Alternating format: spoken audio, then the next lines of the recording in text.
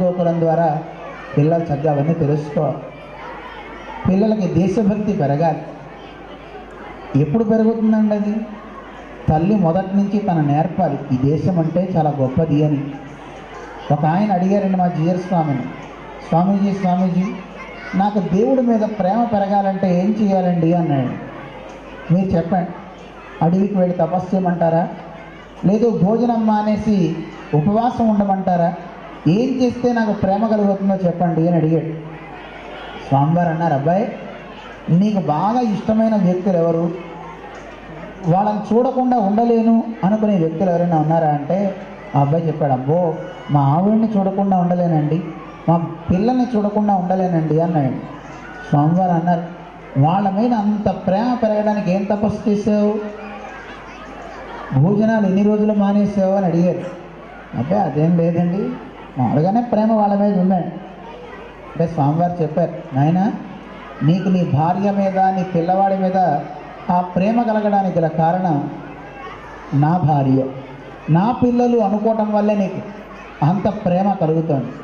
ఈ దేశాన్ని నా దేశం అని అనుకోలేకపోతున్నావు, నా తల్లి నా తండ్రి అనుకోలేకపోతున్నావు, అందుకే నీకు ఈ దేశం మీద ప్రేమ లేదు, ఈ సంస్కృతి మీద నీకు ప్రేమ లేదు, దీన్ని రక్షించుకోవాలనే భావన లేదు. అలాంటి భావన నీకు ఎప్పుడైతే కలిగిందో ఇది నాది అనుకుంటే దానికోసం ప్రాణాలు ఇవ్వడానికైనా వెనకాడం. ఏమండి చెప్పండి? అందువల్ల మనందరం ఈ దేశం నాది అనుకుందాం.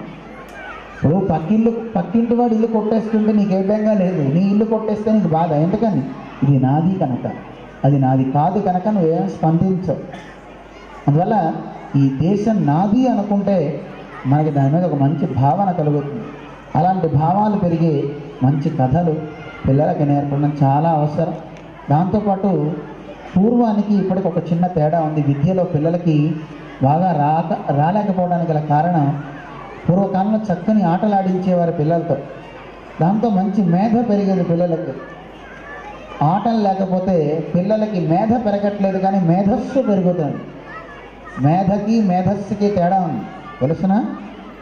మేధ అంటే తెలివి, మేధస్సు అంటే కొవ్వు అని అర్థం. మరి కొవ్వు పెరగాల తెలివి పెరగాల? తెలివి పెరగాలి. ఆ తెలివి పెరగాలి అంటే పిల్లలు బాగా ఆడాలి. ఆడేవాడికి మంచి శక్తి కలుగుతుందండి, బ్రెయిన్ బాగా పనిచేస్తుందండి. వ్యాయామం లేదు ఇప్పుడు పిల్లలకి. ఇంటి దగ్గర బస్సు ఎక్కితే స్కూల్ దగ్గర దిగుతాడు, అక్కడ ఒక మెట్టు దిగుతాడు, ఇక్కడ ఒక మెట్టు ఎక్కుతాడు, అంతే. వ్యాయామం ఏది, ఆటలేవి? అటువంటి ఆటలు పిల్లలకుంటే గొప్పవాళ్ళు అవుతారు.